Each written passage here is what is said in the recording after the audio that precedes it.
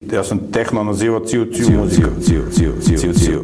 A rap, nemam ja ništa protiv repa, pa mi smo snimali jednu rap pesmu Nikad Sodrovina sa onim znači, iako tu nema neke muzike, to je više ovako, ali nema ništa protiv, rap mi nešto, šta ja znam, ali ja gledam da ima pozitivnu poruku. U rock'n'rollu ti imaš glasnu muziku koja ti probija uši, imaš ritam koji te baca u trans i imaš glupe tekstove. Aj, nek mi kaže jednu rock pesmu sa dobrim tekstom. Jednu rock pesmu.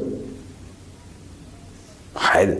Sad će da mi nađe neku ljubavnu, evo imaš divlje jagode, jedina moja, tebi sviram ja. Pa sviraš ti njoj, jedina moja, što joj ne omogućiš da bude majka. Ti njoj sviraš pod prozorom.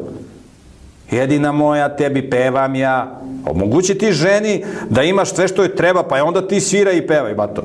A ne, ona nema da jede, ima postporođenu depresiju i upalu štitne železde, jer, razumeš, mora da radi po kući ovo i ti je posle šutiraš kad dođeš s posla. Ali ti posle njoj pevaš i ti njoj sviraš. Pusti tu priču. I onda kao, evo vidiš, divlje jagode pevaju ljubavne pesme. Ma daj, nema se zafrkao, bre, koje pesme, razumeš?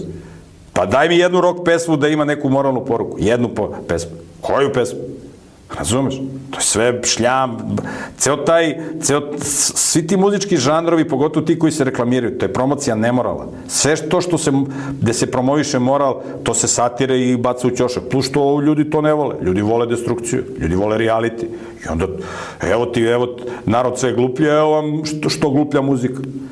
Ja sam govorio negativno i o tehnu. U tehnu to je ono, padanje u trans, razvaljivanje. Ali ono što se najviše sluša je rock and roll, heavy metal, to je izuvanje, to su, pogotovo u Americi.